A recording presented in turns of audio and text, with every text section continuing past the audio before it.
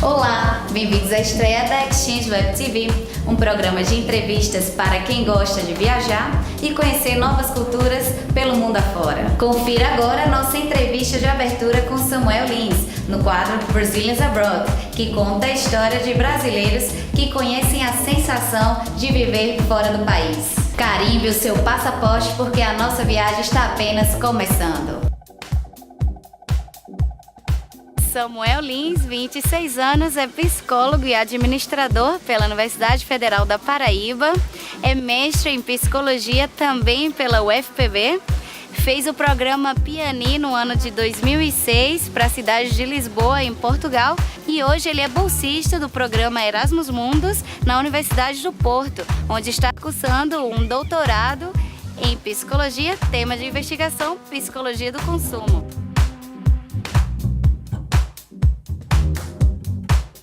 Então, Samuel, conta pra gente qual foi sua primeira experiência no exterior. Então, minha primeira experiência, eu ainda era criança, que foi uma viagem para os Estados Unidos com minha família, onde eu pude conhecer a Disney, Nova York, Washington, várias cidades.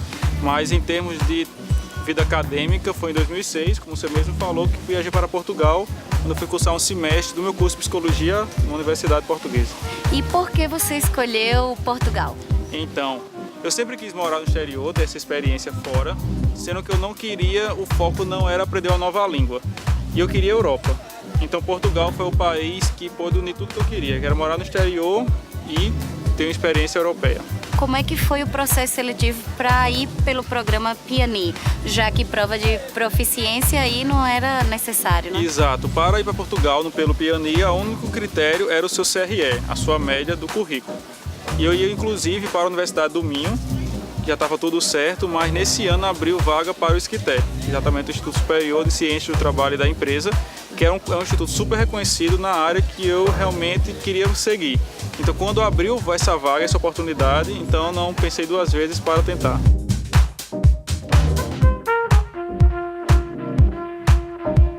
Você já tinha acomodação lá em Lisboa? Como é que foi? Não, eu tive a ajuda de pessoas que já moravam lá, alguns professores que eram conhecidos meus, porque a universidade não oferecia residência universitária.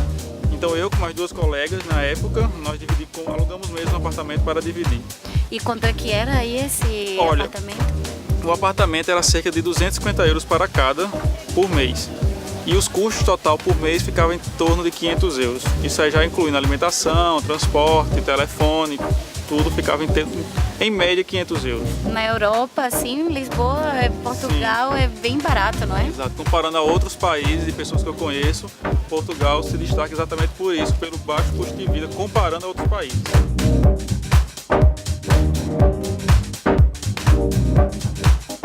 Samuel, como eram suas aulas no ISCTE? Olha, uma coisa que eu achei interessante lá, Andressa, é que o curso de psicologia lá tinha menos carga horária do que o curso daqui, que aparentemente parece ser mais leve, mas é a mesma carga horária em termos de sala de aula, sendo que o trabalho que muitas vezes era exigido, a dedicação era muito maior do que o curso que eu fazia aqui.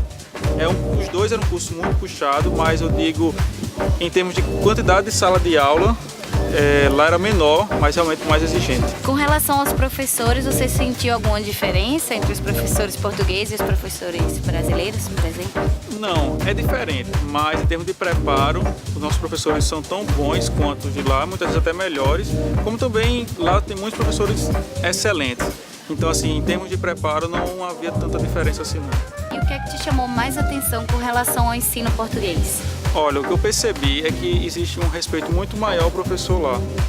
Não que não haja respeito aqui no Brasil, mas comparando, então assim, você ser um professor universitário lá em Portugal e tem um peso muito maior, existe um respaldo social muito maior do que muitas vezes aqui no Brasil a gente não vê.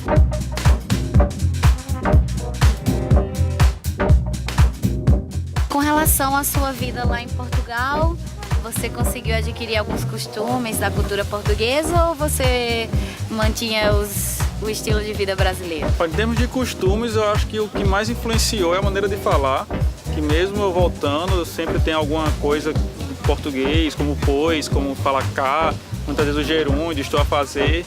Então, sem querer, você termina realmente pegando pela própria questão da comunicação. Mas, de maneira geral, não teve tanta diferença assim, não. Só a questão do fuso horário, que é muito ruim no início de se adaptar, mas nada tão problemático.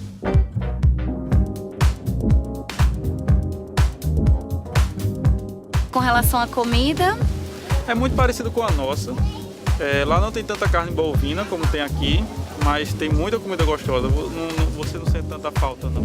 E tem muitos bares brasileiros, restaurantes brasileiros também, não é? Que se você quiser. Tem muitos bares brasileiros. Tem um restaurante brasileiro muito famoso lá, que com preço até acessível, que quando a gente queria matar a saudade, a gente ia pra lá e comia um pouco de picanha, de feijão preto, de farofa. Quanto é que custa aí um rodízio?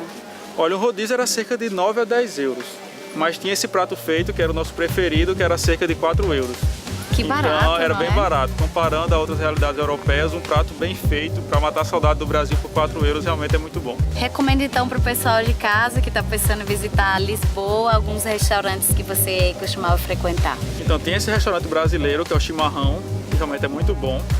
E em Lisboa tem que ir para comer o pastel de Belém. Então, assim, na cidade de Belém, na cidade de Belém, que é bem próximo de Lisboa, você ir a Lisboa e não ir lá é um crime.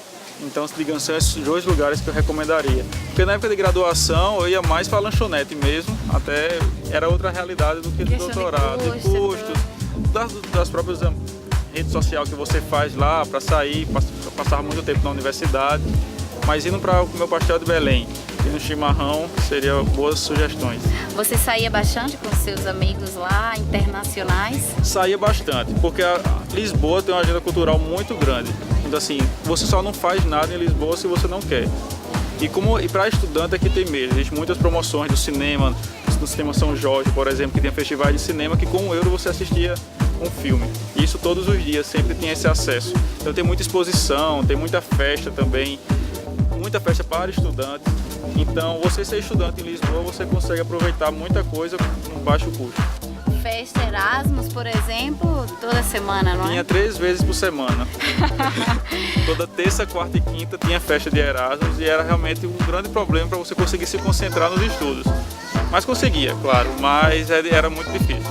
Só para o pessoal que está em casa entender, o programa Erasmus é um programa de intercâmbio dos estudantes europeus. Então, por exemplo, um estudante da Inglaterra, quando vai para Portugal, geralmente ele vai pelo programa Erasmus, que é um programa que inclui diversas universidades na Europa. E para você que está em casa nos acompanhando, o perfil completo de Samuel Lins vai estar disponível na nossa seção Brazilians Abroad e você vai poder acompanhar outras dicas aí da cidade de Lisboa e da cidade do Porto.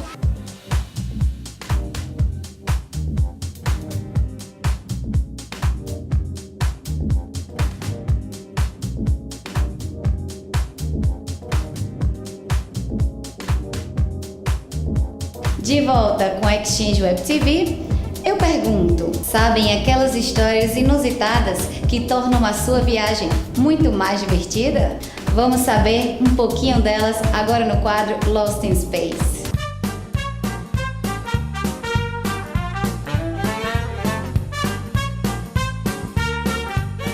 Eu vou contar uma experiência bem inusitada e muito divertida que eu tive com Bruno Nepomuceno, o meu amigo que estava fazendo intercâmbio em Roma e eu estava a passeio.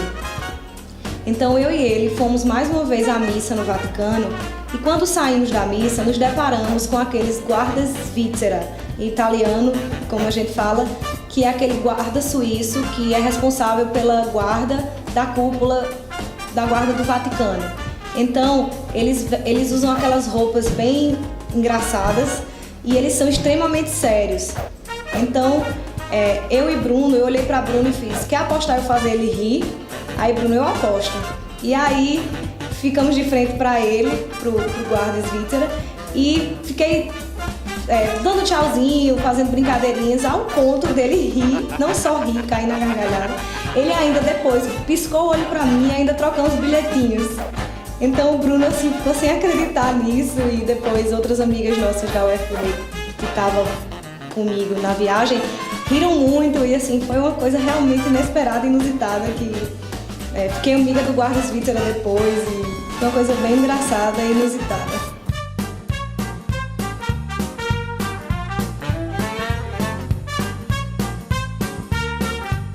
Bom, a experiência inusitada que eu tive foi acabar indo numa viagem sozinho pela Escandinávia, quando eu comecei por Oslo, até então tudo bem.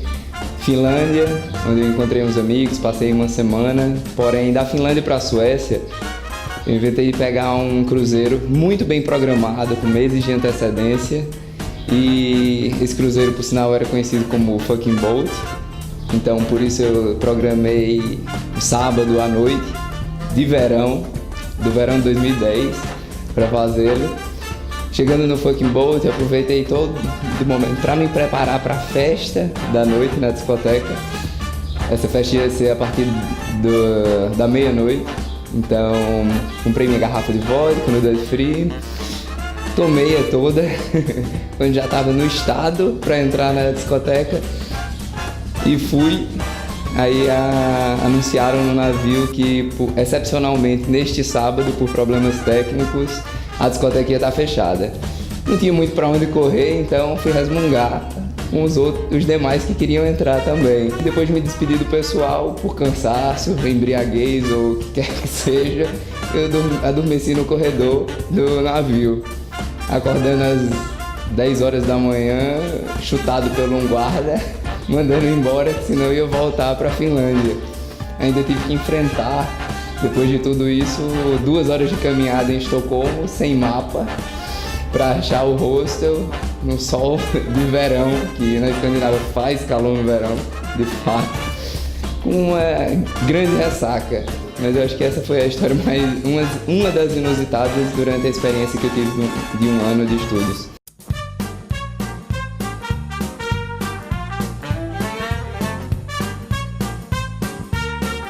Bom, gente, o fato inusitado que eu tive em minhas viagens foi encontrar no Halloween de Nova York uma segunda casa, um lugar em que eu me sentia muito à vontade, tão à vontade a ponto de que quando eu estava nas ruas, né, brincando com as crianças, distribuindo doces, eu pensava que eu ia encontrar pessoas da minha idade e na verdade eu estava na rua, na 69 com a 70, e era na verdade o Halloween das crianças. E aí acabou que eu fiquei brincando com elas lá sem saber que a minha turma estava me esperando, na verdade, por volta do Ground Zero, onde tinha realmente, próximo à primeira avenida, o famoso Halloween dos Estados Unidos, que é catártico e é uma das experiências mais legais que eu já pude viver e espero voltar sempre que possível, inclusive esse ano. E o Halloween dos Estados Unidos é um carnaval, como no Brasil. E se perder no meio daquela galera, entre os carros alegóricos, entre todo aquele pessoal fantasiado de panda, fantasiado de Lady Gaga, fantasiado de, sei lá, de Kick-Ass, foi punk. Porque eu também estava fantasiado e não ia fazer a menor diferença se eu descrevesse qual era a fantasia que eu estava com meus amigos e eles descrevessem a deles. Então, fiquei perdido mesmo. É isso aí.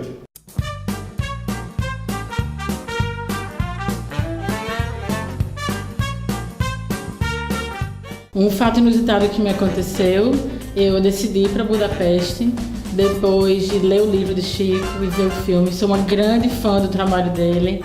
Chegando lá, eu achava que a estátua do escritor misterioso era um ponto turístico como outro qualquer.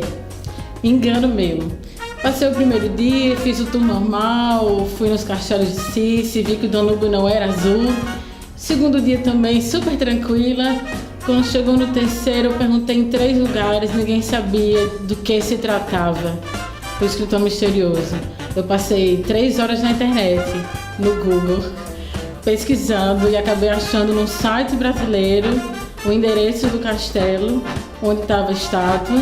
Eu consegui ir sozinha pegar um metrô em Budapeste, inclusive é a 2ª linha de metrô mais antiga do mundo.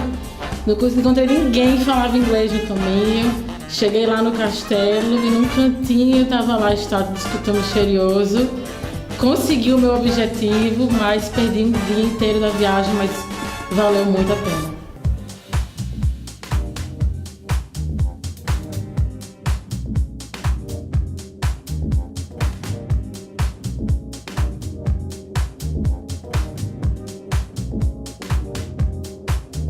Estamos de volta agora para conhecer um pouco mais sobre quem vive lá fora. Quem nunca pensou em mudar de vida, mudar de trabalho e até mesmo mudar de país? É preciso ter muita coragem e determinação, não é mesmo? Chegou a vez do quadro Globetrotters, com as nossas correspondentes no exterior. Hoje vamos entrevistar Shana Carvalho, em Orlando, nos Estados Unidos.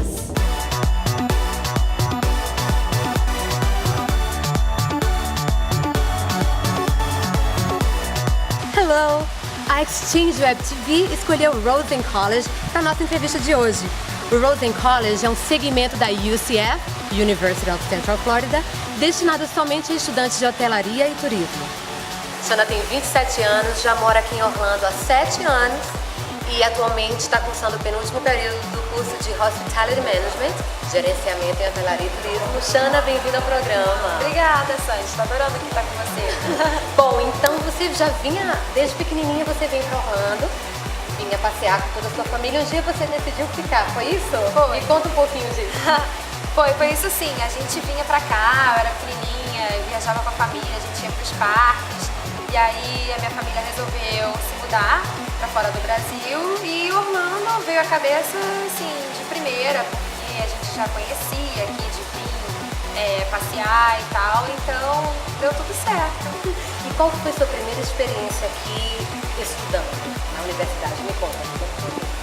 Foi bem assim, diferente, né? Porque você chega na universidade, aí tem o bloqueio do idioma, que ainda não tá 100%, né? E também, tipo, o tamanho da aula, tem muita, tipo, na UCF tem 300 alunos, às vezes, dentro de sala de aula, então é difícil, mas é uma experiência muito enriquecedora, você aprende muito com isso. Então, primeiro você veio pra cá estudar no Valencia Community College para fazer os 2 primeiros anos, né? Que equivale aos 2 primeiros anos da universidade, e depois se transferiu para a UCF. E a UCF é enorme, tem muitos estudantes, e o Rosen College é um segmento da UCF que é destinado só a estudantes de hotelaria e turismo. Então como é que foi essa transição de sair de uma coisa tão grande, com tantos estudantes, professores, para algo mais privado, algo menor, onde o professor sabe o teu nome, te chama por nome? Como é que funciona? É bem gostoso, é bem mais fácil assistir a aula, é mais fácil compreender a matéria, porque como eu estava falando, às vezes você está numa sala de auditório, então com vários outros alunos que fica difícil de fazer amizade, fica difícil de entender o que o professor está falando, porque às vezes você assiste a aula só por vídeo. Aí quando eu transferi para o Rosen, foi uma experiência bem mais legal, porque as turmas são menores, tem de 40, 60 alunos, então é bem mais fácil fazer pergunta e até o professor te conhecer também, né? Tipo, cria um relacionamento com você, coisa que na outra universidade é muito difícil. Porque no Brasil o professor te chama pelo nome, sabe de quem você é filho, sabe de onde vem. Aqui nos Estados Unidos a coisa é um pouco diferente, né? Mas aqui no Rosen College dá pra sentir um pouquinho dessa afinidade entre professor e aluno, né? Dá sim, com certeza. Eu tô adorando aqui, a faculdade é linda e tá sendo muito legal assistir aula aqui. E o Rosen College, a estrutura da escola, assim, o prédio, é um hotel. Tem a recepção, as salas de aula são como se fossem os quartos de um hotel, então é bem legal, você se sente no ramo hoteleiro. Isso é o que é bom, né? É uma delícia, é bem legal e como a gente estava falando, as turmas são menores e tem várias vantagens também, tipo, até de fazer amizade, fica mais fácil você conhecer quem está na aula com você. Então, tô adorando. E me fala um pouco agora do teu trabalho. O que é que você está fazendo? Você está trabalhando no Universal Studios? Como é que está funcionando? Eu tô trabalhando na Universal Orlando já fazem 7 anos e atualmente eu tô no segmento de marketing e é uma experiência muito legal porque eu sempre trabalhei e estudei. E tem suas vantagens e desvantagens, mas o lado positivo é que o que eu aprendo na faculdade eu consigo ir para o trabalho e já começar a usar isso no dia seguinte, usar os conceitos que eu leio no livro, então que eu vejo o professor falar, eu já tento colocar em prática no dia a dia no trabalho. Bom, e a gente está aqui na recepção do Rosen College, que parece não, é uma recepção de um hotel, né, Shana? E aí, você já se sente aí uma líder, uma manager, uma gerente do campo hoteleiro? Claro que tô. Me fala os seus planos, o que você pretende fazer, quando você se formar. Tá pertinho, tá no penúltimo semestre. Tô adorando aqui, por enquanto eu só tenho coisas boas de falar dessa faculdade, é tudo muito novinho, tudo muito organizado, as aulas são ótimas, eles usam tipo equipamento assim muito novinho, assim, é bem legal assistir aula aqui. E não vejo a hora de me formar também. E como é que tá a saudade lá do Brasil? Como é que tá o coração? Você sempre vai pra lá? Como é que é? Eu tento ir todo ano e tem a minha família lá, meus avós, meus amigos da escola, então lógico dá muita saudade, eu também gosto muito da vida que eu tenho lá, então a gente não tem como ter tudo, né? É verdade. Então, por enquanto tá ótimo aqui, essa experiência de poder estar trabalhando e estar estudando, sabe? Eu tenho meus objetivos e sempre que dá eu volto no Brasil para poder relaxar, passar férias, ver os avós, ver os amigos e aí fica tudo bem. E você já sabe se quando você se formar, terminar tudo isso aqui, você vai voltar pro Brasil ou vai ficar por aqui? Tem essa pergunta, né? Acho que todo mundo pergunta. Eu gostaria sim de voltar pro Brasil, de repente com uma oportunidade legal de emprego lá, eu acho que seria bom, mas por enquanto o meu foco tá aqui. Eu te desejo o melhor como minha amiga, como minha amiga de muitos anos. Te desejo o melhor mesmo para tua carreira. Obrigada. Espero que você tenha muito sucesso aqui. Se voltar pro Brasil, mais ainda. É isso aí. Né? E muito obrigada por tua entrevista aqui na de Exchange nada. Web TV.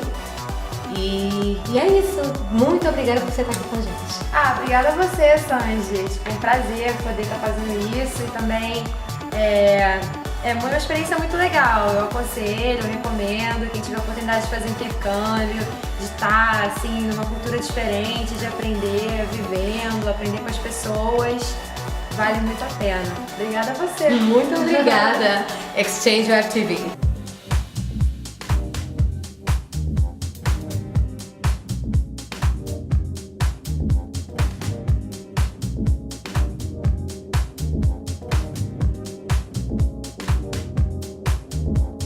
Estamos de volta. Dessa vez, vamos saber dos nossos entrevistados quais foram aqueles momentos especiais e, portanto, inesquecíveis de suas viagens pelo mundo. Afinal, todo mundo tem uma boa história dessas para contar.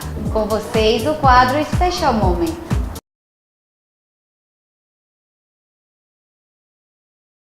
No meu Special Moment, eu vou falar uma experiência muito interessante que eu tive ano passado em Madrid. Eu fui visitar minha prima que estava morando lá e nós assistimos a final da Copa do Mundo na Praça Cibeles de Madrid, com milhões de madrilenhos eufóricos lá, com Espanha e Holanda jogando. E no finalzinho do segundo tempo, a Espanha fez um gol. Então foi assim um momento de euforia total. E como a Espanha nunca tinha sido campeã da Copa do Mundo, aquele sentimento nacionalista exacerbado dos espanhóis ficou ali muito claro para nós. Então foi realmente uma aula de antropologia cultural, assim, ao vivo para mim.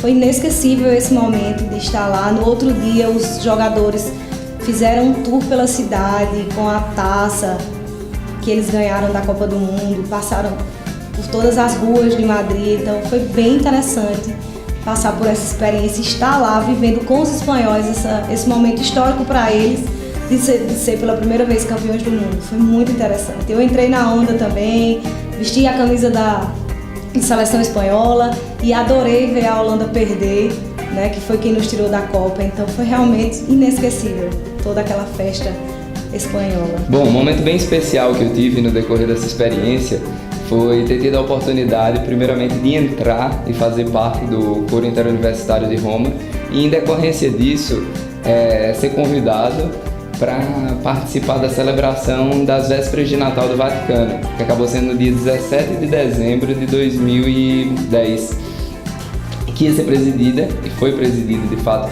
pelo Papa Bento XVI. Eu não sabia cantar, estava sendo rechaçado por um dos integrantes do coro por atrapalhar o desenvolvimento normal do pessoal, mas como eu queria estar presente, então resolvido, vamos dublar, sem cantar. Mas continuei, deu certo estar lá, foi emocionante o Papa passar 2 metros, direcionar umas palavras da gente, ver todas as mensagens de Natal, o público em geral, apesar de ser só para convidados esse evento. E toda vez que eu lembro desse momento que eu vivi, hoje para mim é incrível, é como se eu não tivesse vivido, foi um episódio de um sonho, mas ainda assim, a lembrança é clara o suficiente para dizer que foi real.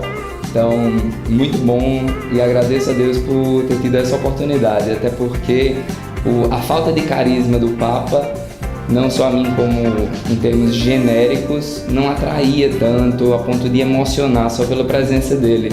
Mas a partir do momento que eu convivi um pouco e tive a oportunidade e acesso, eu passei a admirá-lo bastante. Então a presença dele me emocionou naquele momento também.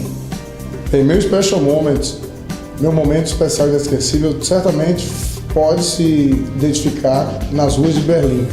É que em Berlim a gente vê a arquitetura, a gente vê nos edifícios, nas pessoas, no semblante das pessoas, nas histórias narradas pelos guias, aquilo que a gente pode sintetizar como a ascensão e queda do Terceiro Reich. Toda a história da Alemanha, na sua divisão entre a Alemanha Ocidental e Oriental, e todos os dramas da guerra, a gente pode vivenciar essa experiência em Berlim e com muita vivacidade, com muita emoção, muita comoção, porque algumas pessoas ainda que acompanharam os fatos históricos ainda estão por lá para relatá-los. E a cidade toda foi constituída como um grande museu a céu aberto que lembra o Holocausto, e como no século XX nós tivemos essa oscilação, né, entre o bem-estar da humanidade e o terror, né, nu e cru. E todos esses acontecimentos que tiveram lugar em Berlim.